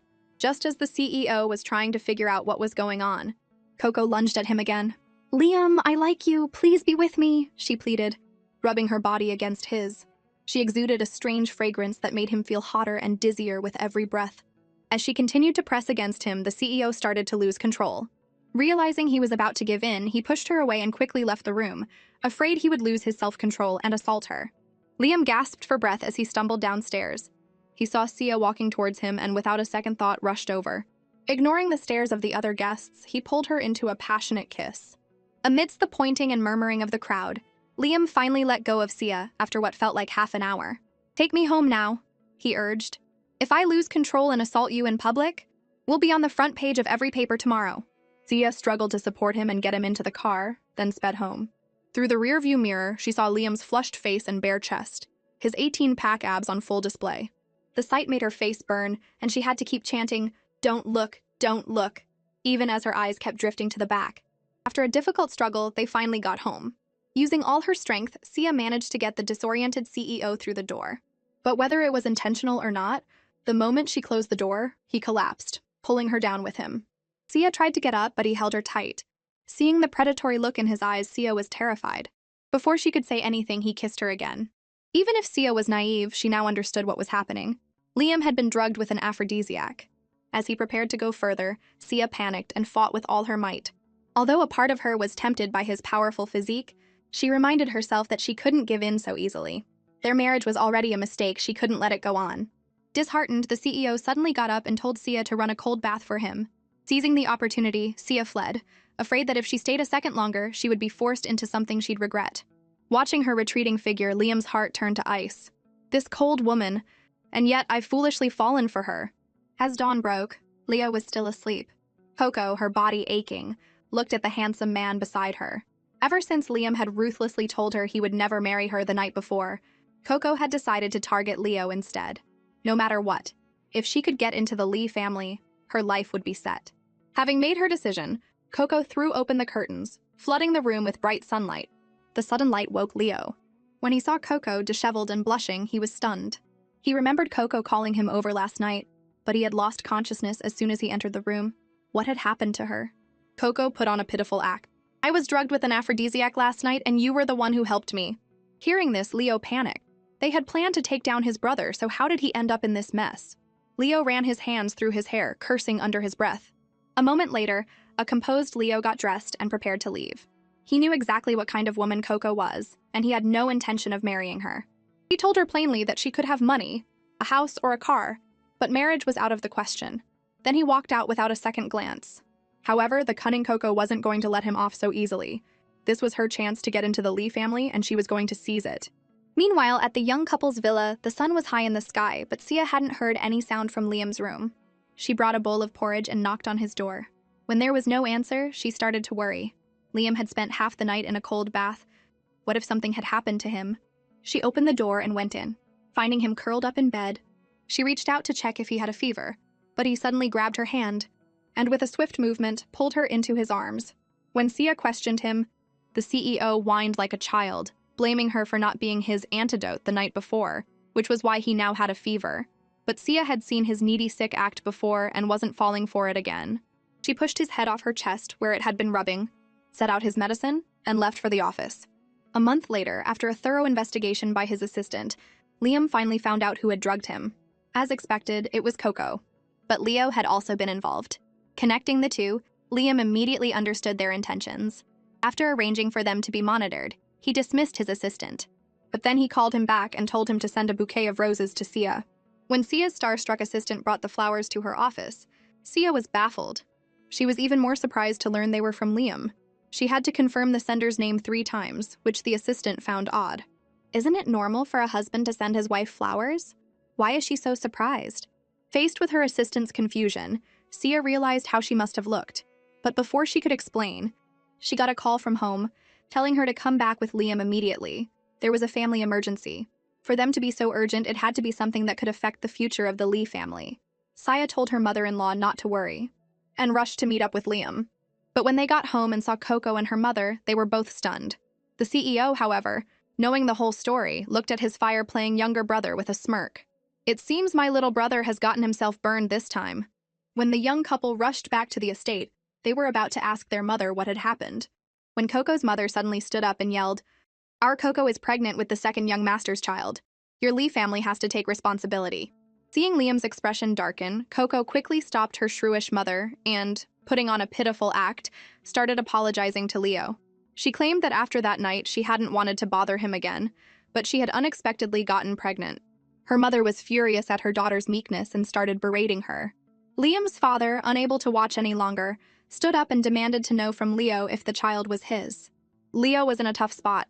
He had lost consciousness the moment he entered the room and only woke up the next day. He had no idea what had happened. Seeing Leo's denial, Coco's mother exploded. "How could it not be yours? Our Coco is a good, innocent girl who has only ever been with you." At this point, their mother also tried to persuade Leo. "Look, Coco is pregnant. Maybe you two should..." Before she could finish, Leo firmly refused, saying they could have money, a house, or a car, but marriage was absolutely not an option. This enraged his father, who grabbed an ashtray from the table and threw it at him. It hit Leo square on the forehead, and blood immediately started to flow. Their mother rushed to check on him and told Sia to get the first aid kit. Sia ran upstairs and Liam followed her. As Sia was looking for the kit, Liam suddenly asked for her opinion on the matter. Sia was surprised, but she felt it was Leo's own business. She was more worried about her in-laws. They looked extremely upset. Liam was surprised that Sia's main concern was his parents' health. It was clear she had no feelings for Leo. After Sia brought the first aid kit, their mother quickly disinfected and bandaged Leo's wound. After all, Leo was a celebrity. A scar would be a disaster. Seeing the whole Lee family focused on Leo, ignoring them, Coco's mother brought the topic back to the main issue, determined to settle the matter today. But it was Liam who responded. "If Miss Sun is carrying a child of the Lee family, we will certainly take full responsibility. But if the child is not, then it has nothing to do with us." His words made Coco panic. She quickly insisted the child was Leo's, but Liam just laughed. "Miss Sun? For someone who can drug a man, creating a lie out of thin air shouldn't be too difficult, right?" Coco's mother, who knew how her daughter had gotten pregnant, grabbed the panicked Coco, afraid she would be tricked into telling the truth by Liam. "You're bullies. Coco will go get a test to prove the child is Leo's." With that, she pulled her daughter and stormed out. After they left, Sia went to comfort her upset mother-in-law, saying that they couldn't be sure the child was Leo's until the results came back. Leo, meanwhile, quietly went upstairs. Liam followed him. At this point, Leo was completely defeated. He knew Liam was there to gloat, but there was nothing he could do but ask him to close the door on his way out. But Liam leaned against the doorframe. If it weren't for Sia telling me to act like a responsible older brother, I wouldn't bother with you. Instead of wallowing in self-pity, you should be investigating Coco and finding out if that child is even yours. With that, he closed the door and went downstairs. After a moment, Leo took out his phone and made a mysterious call. The next day, as soon as Sia got to the office, she noticed everyone looked gloomy. When she asked, she found out that the news about Leo and Coco had been leaked. Everyone felt their national idol's image had been tarnished, hence their low spirits. Sia couldn't believe how foolish the woman was. This would not only ruin Leo, but what good would it do her either? Her assistant quickly reminded her that the story was trending, and the board might be unhappy about Leo's endorsement and might want to terminate his contract early. This reminder made Sia realize that Leo still had a shoot scheduled in the next few days. But her assistant told her with a helpless expression that Leo's team had just called to cancel. Sia understood the gravity of the situation. Just then, her phone rang. It was Leo. Before she could say anything, he got straight to the point and said he wanted to terminate the contract. Sia sighed wearily and told him that she would not terminate it. She assured him that even if everyone else abandoned him, she would always be his staunchest supporter. All he needed to do now was figure out how to get through this crisis. Hearing her words, Leo sat up straight. He couldn't let Sia see him so defeated. He thanked her and hung up. Sia had just ended her call when her assistant rushed in. "Director, the board has called an emergency meeting. They want you there immediately." As expected, what was coming had come. Since she couldn't avoid it, she had to face it. Sia composed herself and prepared for the verbal battle ahead. She had barely sat down in the meeting room when she was hit with the first blow. But before she could respond, a familiar voice came from the doorway. Everyone turned to see it was Liam. They were all shocked, but Liam explained, "Since this is a shareholders meeting, as a holder of 15% of Serene Pearl's shares, shouldn't I be here? Also, whatever decision the director makes today, I support it." His words were like a magic pill, giving Sia the confidence to go all out. She stood up and declared that she would absolutely not replace Leo as their spokesperson. "If you want to terminate the contract, every one of you will have to take responsibility." Choosing Leo as the spokesperson for the new product was a unanimous decision by the board. You can't just back out when it's time to take responsibility. The termination fee is $1.4 million. There are 7 board members, so that's $200,000 each. Hearing they would have to pay, the old foxes couldn't stay quiet any longer. They stood up and accused Sia of being arrogant, shouting that Serene Pearl wasn't her personal kingdom. But their outburst was met with the CEO's death glare. Just as one of them was about to argue further, the CEO stood up, his eyes filled with menace. "If you don't shut up, I have plenty of ways to make you shut up permanently." His words silenced the room. If anyone else had said it, they might have thought it was a bluff. But coming from Liam, it was a 100% certainty. Seeing they couldn't cause any more trouble, Sia quickly ended the meeting. After they left, Sia let out a long sigh of relief. It was a good thing Liam had come. Otherwise, their aggressive attitude would have eaten her alive. But now, thinking about how they had acted like timid quails in front of Liam, Sia couldn't help but laugh until her sides hurt. Seeing her so happy, Liam asked what she would have done if he hadn't come today. Sia's expression turned serious. "Those board members are just bullies who prey on the weak. Right now, besides me, no one else can lead this company. I would have taken them down one by one and made them believe in me." That evening, the company was celebrating a new partnership at a bar. As everyone was getting ready to leave, Sia noticed a familiar figure at the bar. Sia saw a completely wasted Leo slumped over the bar and quickly went to wake him up. When he groggily looked up and saw who it was, he froze, thinking he was dreaming. Seeing him in such a state, Sia helped him up, planning to take him home. If he was photographed like this by the paparazzi, it would be a disaster. However, with her small frame, supporting the 6'13", Leo almost made her collapse. Just as she was about to take a step, she felt a weight lift from her shoulder. She turned to see it was Liam. When Liam asked what was going on, Sia quickly explained that she was there for a team-building event and had happened to see Leo drunk, so she was going to take him home. But Liam, with a look of disgust, tossed Leo to his assistant like a sack of potatoes and told him to call Alex and have him pick up the drunkard. Half an hour later, Alex spotted Leo squatting drunkenly on the side of the road from a distance. Seeing his boss in such an embarrassing state, Alex's first instinct was to turn around and leave. But Liam's assistant saw him and quickly called him over, handing off the hot potato that was Leo before running off. After a struggle to get Leo into the car, he started acting up, refusing to leave and demanding that Alex take him to Sia. As they were at a standstill, Alex's phone rang. Learning that his mother had fallen and was in the hospital, he shoved Leo into the car, planning to drop him off at home before heading to the hospital. Just then, Leo pointed at a woman on the street and called out, "Chloe Ning!" Alex was surprised. He had been with Leo for years and never knew he had such a friend. But when he learned that Sia had introduced them, an idea sparked in his mind. He dragged the drunk Leo out of the car, handed him over to Chloe, and asked her to take him home, explaining that his mother was in the hospital. Then he left without a second thought. The moment he was handed over, Leo threw his arms around Chloe. When she asked him where he lived, he just pointed at the sky. Helpless, she took out her phone to call Sia. But Leo knocked it out of her hand. Her brand new iPhone 88 rolled straight into a storm drain. This made Chloe furious, and she gave Leo a good beating. But she couldn't really stay mad at a drunk person. Without her phone, she had no choice but to take him back to her place. But her bad luck wasn't over. Not long after they got in a taxi, Leo wrapped his arms around her and threw up all over her new clothes. At that moment, Chloe felt a murderous rage and gave him another beating. After a great deal of effort, Chloe finally got the drunkard home.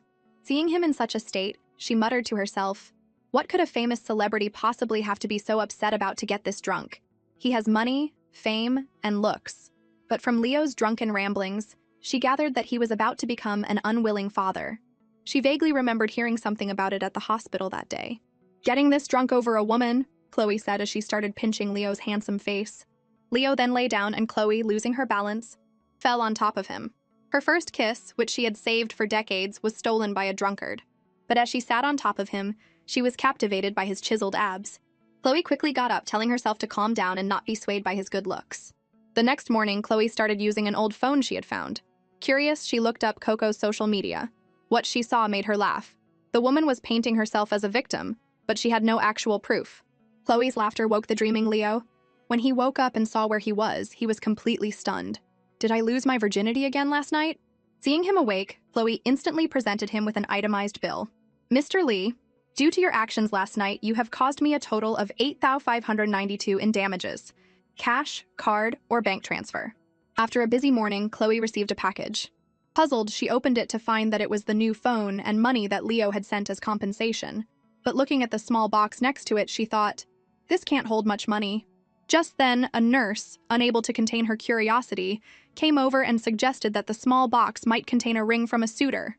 Chloe, a lifelong single woman, laughed as if it were the joke of the century. How could that be? But before she could finish, she opened the box and found a diamond ring inside. Chloe's expression changed instantly. She couldn't understand why Leo would send her a ring. While she was still in shock, the gossip mongers behind her were already buzzing. Embarrassed, Chloe quickly found a quiet corner to calm her racing heart. Suddenly, she heard voices from a nearby corner. Hearing a woman ask a male doctor to help her with something in exchange for the vice president position at the hospital, Chloe's sense of justice flared. Such blatant bribery of a doctor is unacceptable. She quickly took out her phone and started recording. The more she listened, the more she realized something was wrong. This woman was the same manipulative mistress who had ruined Leo's reputation. After listening carefully, she understood. Coco wasn't actually pregnant. The Lee family had demanded proof that the child was Leo's, so she was now trying to bribe a doctor to forge a report for her, promising him the vice president position once she became the second Mrs. Lee. After Coco's tempting offer, the two struck a deal, but they had no idea that their entire conversation was being recorded by Chloe. After they left, Chloe quietly slipped away. Leo was going to owe her big time for this. The next day, Coco arrived at the hospital for her checkup, accompanied by a group of people. To her surprise, the doctor in charge was now Chloe. When Sia heard Chloe's voice, she was shocked. Chloe explained that the head of the department had specifically asked her to conduct Miss Sun's examination. Once inside the examination room, Coco, still believing that Chloe was following the head doctor's instructions, was completely at ease. But Chloe had no mercy for the manipulative mistress. She took the largest needle from the medical kit and without a second thought stuck it into Coco. When Coco woke up, she was already out of the examination room. Her mother rushed to ask Chloe how many months pregnant she was and if it was a boy or a girl. But the only response she got was the word virgin. Chloe then presented the examination report, which clearly stated that Coco was indeed still a virgin, meaning she was not pregnant at all. Exposed, Coco still tried to argue that the report was fake. To shut her up for good, Chloe played the recording of her conversation with the doctor from the day before. The truth was finally out. A relieved Leo went up and hugged Chloe. "Chloe Ning, you're a true hero for saving me." Seeing their intimate gesture, their mother asked Sia about their relationship. Sia was also confused. They were supposed to be rivals, so why did they seem so close now? But their mother didn't care about that. Chloe had cleared Leo's name, and Sia had told her she was her best friend and was single. Her eyes lit up as she looked at Chloe, already scheming how to make this match happen. The video Chloe provided was the most powerful evidence. Sia had her send it over and then approached the mistress. "Miss Sun, if you don't want this video of you bribing a doctor and your fake medical report to be posted online, then you will apologize to Leo and clarify the situation on your social media." Faced with the righteous Sia, the mistress readily agreed. But her request for Sia to delete the video first was flatly refused. The mistress knew she had no way out and pitifully turned to beg Leo for forgiveness. In truth, Leo was also struggling internally. Although Coco had harmed him, he was the one who had dragged her into this mess. But in the end, he decided he had to take responsibility for his own mistakes. After saying this, he and the others prepared to leave. But Coco, with nothing left to lose, suddenly blurted out that Leo was in love with Sia. Sia froze. Seeing Leo's furious expression, Coco revealed everything. How he had asked her to pretend to be his girlfriend and how he had her drug Liam. She then pointed at Sia and sneered, "What's so great about this woman? She has both Lee brothers wrapped around her finger." Seeing the situation was now affecting Sia, Liam stepped forward. "Leo, I told you to handle Coco and not let her bother Sia. If this woman spouts any more nonsense, don't blame me for getting involved." Chloe saw Leo, who had just gotten out of one mess, fall right into another. His dejected look made her heart ache. Without thinking, she walked up to Coco. "Miss Sun, I don't know where you got the idea that Leo likes Sia. He spent the night at my place 2 days ago." She then took out the diamond ring. "He gave me this. If he had those kinds of feelings for his sister-in-law, why would he give me a ring?" Coco, who had been gloating just a moment before, was now furious. She slapped the ring out of Chloe's hand and then slapped her across the face. Her heart was filled with hatred for Chloe. It was because of her that she had been exposed and lost everything. Seeing Chloe get hit, Leo rushed forward and pushed the still aggressive mistress away. He anxiously asked Chloe if she was okay, and had someone restrain the now hysterical mistress, while he took Chloe to a nearby room to treat her wound. Leo never expected Chloe to help him out in such a way. But Chloe said she was just trying to save Sia from embarrassment. After all, being told that your brother-in-law is in love with you in front of your husband would be an incredibly awkward drama for Sia to endure. But Chloe was still curious and asked Leo if he really did like Sia. At this point, Leo felt he could tell Chloe anything. He told her the whole story of how he had fallen for Sia and said that he would now put those feelings aside, since she was his sister-in-law. As they were talking, Sia burst in. The Sun family had been kicked out of the hospital and the head doctor had been fired. Hearing this news, Chloe jumped up, her split lip forgotten, and laughed heartily. Her inner hero was satisfied with another victory for justice. But Sia pulled Chloe aside and asked when she and Leo had gotten together. "And he gave you a ring? Is he proposing?" Chloe knew Sia would misunderstand, and quickly explained that she had only pretended to be Leo's girlfriend to save Sia from the awkward situation. "You really are my best friend." Sia squeezed Chloe's hand and said emotionally, "Thank you, my dear. But now Mom thinks you and Leo are about to get married and is already busy planning everything. You two are on your own." With that, she turned and walked out, leaving the two stunned and speechless. After the storm, Leo's popularity quickly soared back to its peak, and his photo shoot with the Serene group proceeded as scheduled. Sia was looking at the trending topics. The comments were overwhelmingly against Coco. Suddenly, her assistant rushed in, panicked. Director Sia, the actress who was supposed to shoot the ad with Mr. Lee today, backed out at the last minute because she said the pay was too low. This infuriated Sia. She cursed the actress's entire lineage in her head and told her assistant to blacklist her and immediately terminate all their collaborations. Leo, who had overheard, said he could shoot the ad alone, but Sia disagreed. The ad was for Valentine's Day, and a solo shoot wouldn't fit the theme. As everyone was at a loss, the photographer looked Sia up and down, a spark in his eye. "Director Sia, why don't you give it a try? It won't be easy to find an actress who can match Leo's presence on such short notice, and your looks and figure are just as good as any celebrities." At the photographer's suggestion, everyone agreed. And so Sia was pushed into the dressing room. As expected, with a little touch-up from the makeup artist, Sia looked absolutely radiant. Standing next to Leo, they looked like a perfect heaven-made couple. Plus, with Leo's deep-seated affection for Sia, the photo shoot was a huge success. And they finished ahead of schedule. Faced with everyone's praise, Sia's face flushed, and she quickly fled the scene, telling her assistant to get the promotional materials out as soon as possible, while she escaped the buzzing crowd. But she had just stepped out when she bumped right into Liam.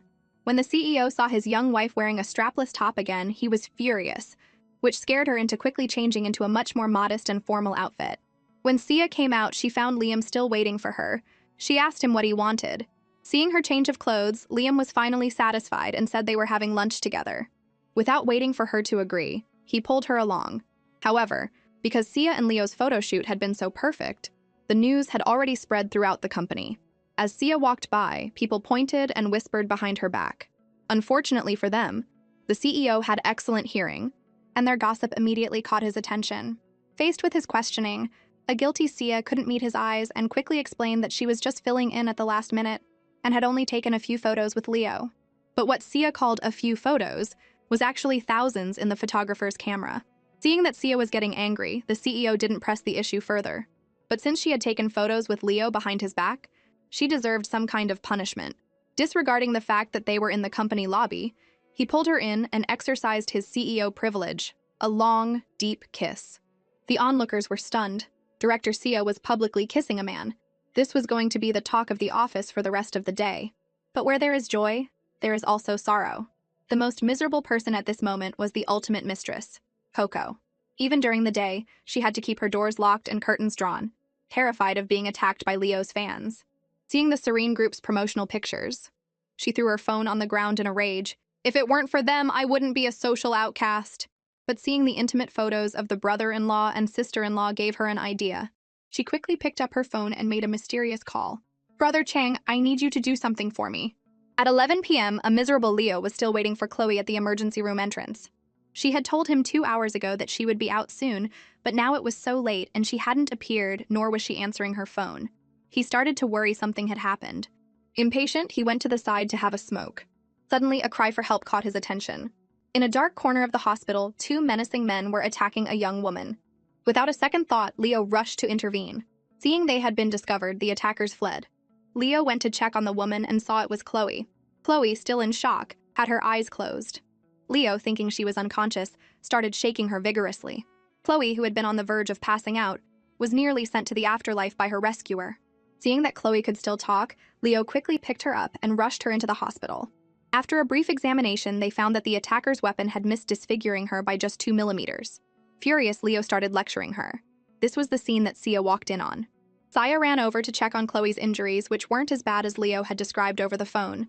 Covered in blood, foaming at the mouth. But after Chloe described what the attackers had said, Sia and Leo both exclaimed the same name, Coco. Leo couldn't believe Coco had become so unhinged. This time, he wouldn't back down and let others suffer because of him. He was determined to make Coco pay. Seeing it was already midnight, Chloe told them to leave. It was so late, and Leo didn't feel comfortable letting Sia go home alone, so he offered to drive her. Sia didn't think much of it. Saving the taxi fare meant she could buy a meatball tomorrow. In the car, Sia once again brought up Chloe, hoping Leo wouldn't let her get hurt again. After saying this, she got out of the car and went home. But the moment she walked in, she found Liam sitting upright on the sofa, his cold eyes fixed on her. Before she could say anything, he bombarded her with a series of questions. Sia, exhausted from a long day and a stressful trip to the hospital, barely registered his questions. But Liam was relentless. He pushed her down onto the sofa. "Don't you know? After your ad photos with Leo came out this afternoon, the online comments have been disgusting." Hearing this, Sia was shocked. She pushed him away and opened her laptop to see. At the top of the trending list was,